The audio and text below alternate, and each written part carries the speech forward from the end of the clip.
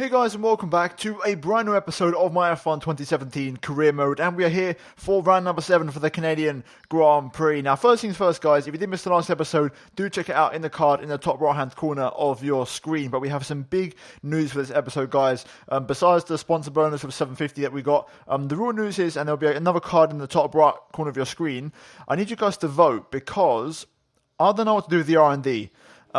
This entirely depends on whether I move teams or not. So if I change teams this season, at Silverstone in this case, at mid-season should I say, I will change the way I do the R&D, because if I'm going to leave at Silverstone, then I'll literally just try and push this car to the limit. If I'm going to stay for the rest of the season, then I desperately need to do some durability upgrades, because my engine, I'm struggling with the engines. I'm not going to make 4 engines by no chance. I might have to use up to 6 or 7.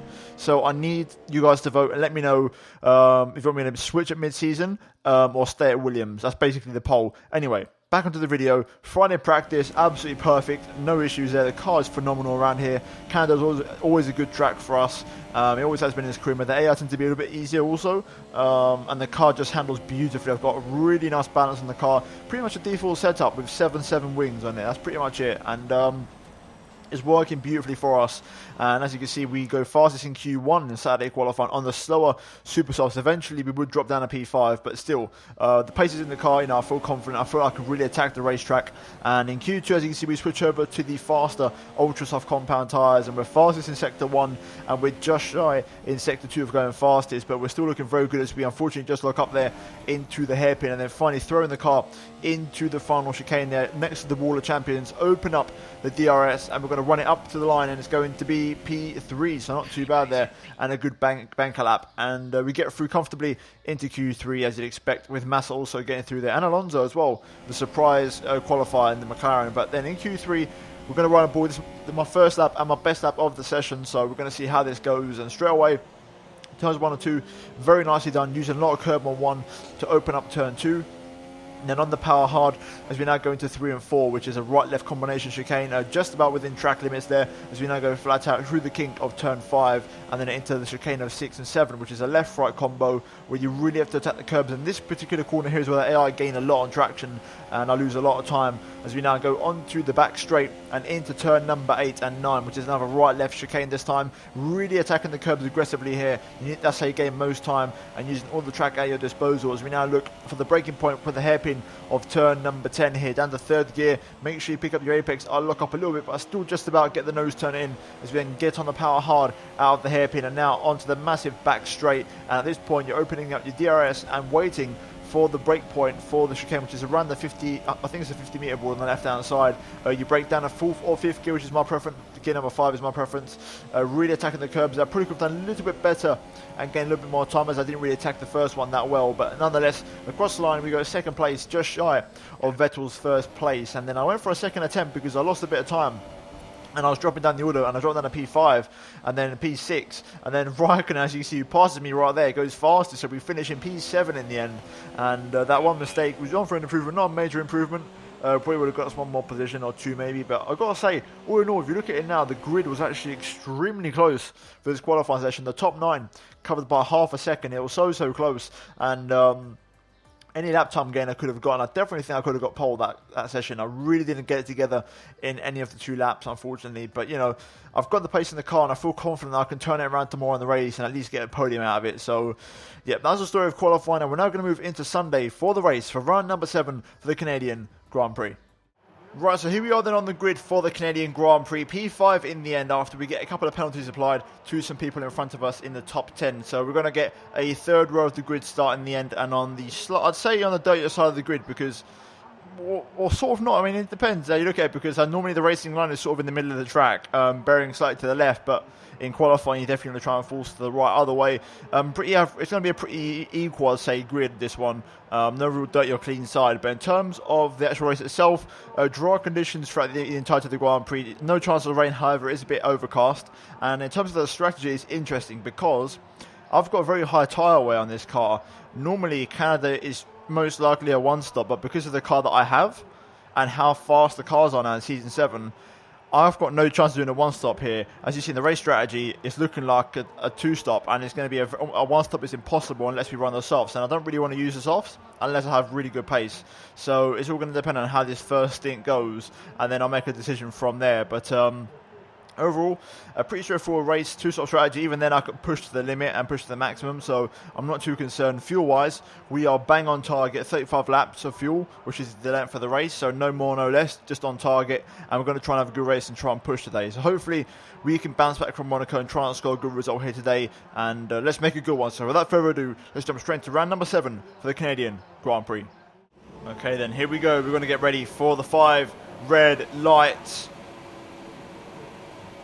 Lights out and away we go at the circuit de Villeneuve, and it's a great start from the Red Bull and also Massa as well. And I'm boxed in here into turn 1, little lock up on both of the front tyres. Got to keep very careful, keep my nose out of trouble here. But so far we've lost our position. Massa off to a brilliant start. Looks like Raikkonen, who was the original pole sitter, was one of the guys that incurred a grid penalty, along with Valtteri Bottas, I'm going to guess, who was the other guy. But P6, we've lost a position. Massa's had a brilliant start up in the P4, and we've got a Force India in the form of Sergio Perez making a run for it already up at the front. The Force Indias, I've got to say, they look absolutely brilliant around this circuit. They look really, really consistent and fast. Also, Alonso behind me has had a really good start up in the P7 as well from P10 in qualifying. But so far, we're looking okay. I know Sector 3 is my strong point, so if we can get through Sectors 1 and 2 unscathed, we can attack in Sector 3, especially through that chicane. So right now, we're looking pretty good.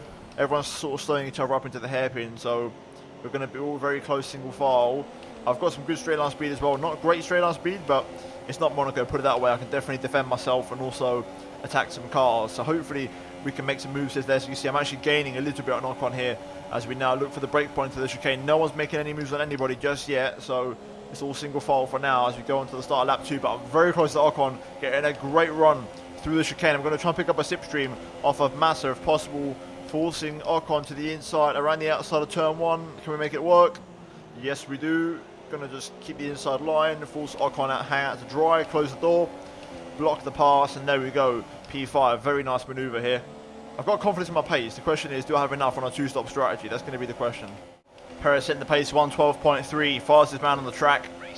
Quite a bit faster than anybody else. Right now I'm sort of stuck in traffic, so I can't really match that pace, but I know I can if I clear these guys. So we need to start making the moves here. Hamilton in P2 just starting to break away from Sebastian Vettel, and Vettel, you could say, starting to hold up a bit of a train here, but we're right behind my teammate Felipe Massa.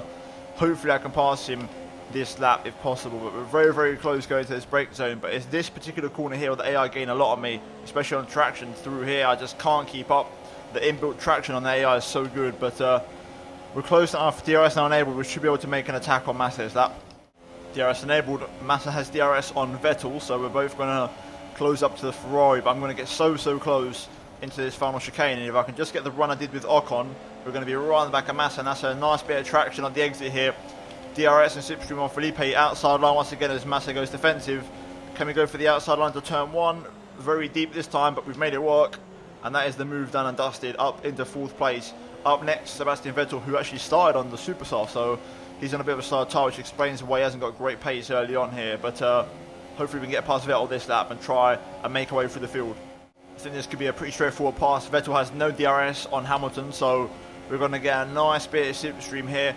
Vettel's going to go defensive slightly. I'm going to pull to the inside anyway, though, and breeze past him into the final chicane up the inside, and it's a fairly comfortable move, and we're now into a podium position. Also, I'm trying to drive very smoothly here to just try and give my tyres a long game, and you never know, try and still maybe make that one-stop a possibility. It's an outside shot, but I need to drive very smoothly and very carefully. My rear tyres, though, are the ones that are getting chewed up around here, so I need to be careful.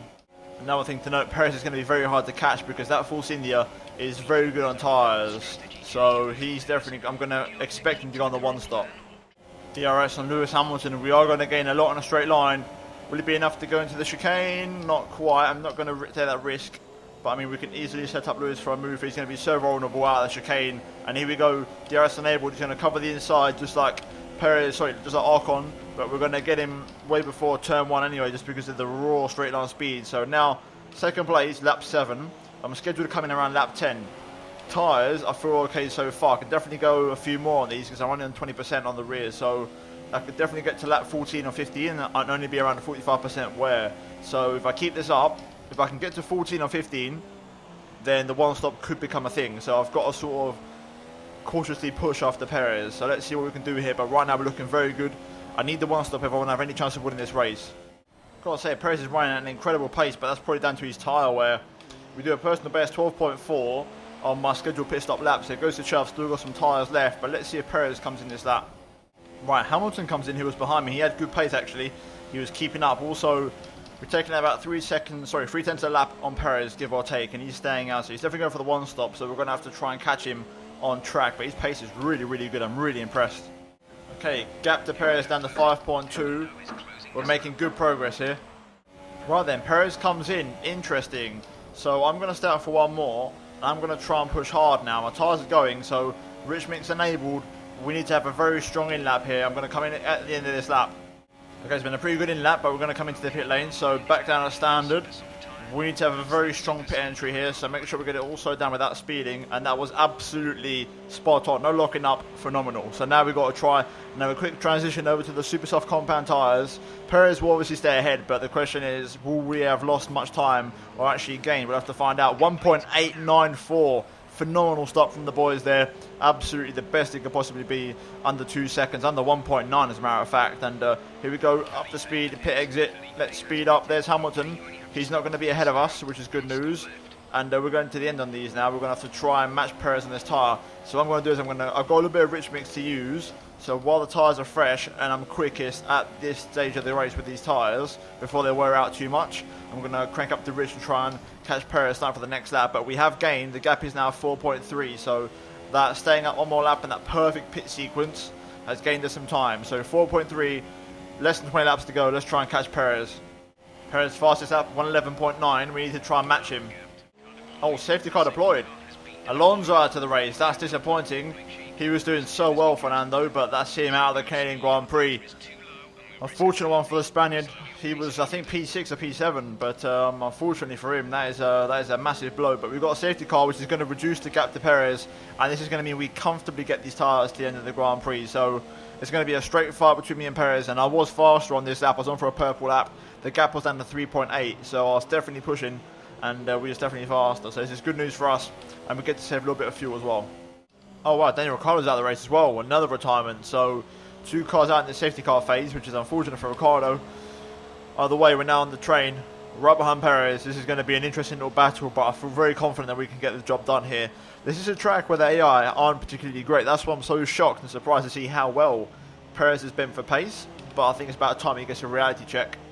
Right, safety car coming in this lap, and here we go. Perez gets underway, and there's going to be green flag any second. We're in rich mix already to try and react to the restart, because we can maybe catch Perez out in the cold tyres the same way we can maybe get caught out on the cold tyres. But we're very close to Perez here. Unfortunately, no DRS, otherwise I might have had a chance in the turn 1, but this is it. It's going to come down to this. This could be the race-defining overtake. According to Jeff, Ocon's got car trouble, so he's going to be very vulnerable. Perez sets the fast up of the Grand Prix, 11.5. That's really good pace. Hamilton now with the 3rd place, but right now this is going to be the battle for the race win. I feel very, very confident. I mean, I'm probably going to need the DRS to get the job done, because that Force India is not a slow car by any means on a straight line, but I can easily keep up with Perez here. I probably exaggerate on the easily part because I'm in rich mix. If I had standard and didn't have any rich, then I'd probably be in trouble, but we've got the rich, so I might as well use it. Right, DRS enabled. Now this is the lap where I'm going to try and push a little bit now and get nice and close to Perez by the end of the straight. Okay, Perez is doing a good job here. You can definitely tell he's on fresh tyres like myself, because he's getting the brilliant traction. I've got DRS, but he just got such good traction out the hairpin. I'm on for a massive fastest lap here, but Perez is responding. He is doing the job right now. We get the run through there, but we're just not close enough yet, even with DRS and rich mix. So we're using all the beans, but it's not enough as we set at 111 dead. So we are really fast if we want to be, as I improved by half a second. But Perez right now still looking very racy here. I was going to say this could be the lap. I'm pretty close, but then Perez still getting godly traction out of the hairpin. I'm a lot closer though, so with DRS, maybe if I can get a good run through the chicane, I might be able to have an attack into turn 1, but it's got to be an absolutely perfect final chicane, which it is. It's absolutely perfect. DRS open. I'm going to be close enough that Force India is definitely in bridge mix right now. We're going to push up to Perez, have a little look, but just could not get it done. He was never going to leave any space there, so I have to try again, but we're definitely knocking on the door now. That was the first knock. We'll try again this lap. I need to make this move soon because I'm running out of fuel here in terms of the rich mix that I want to make the move. So it's got to be this lap or the next one at the very latest.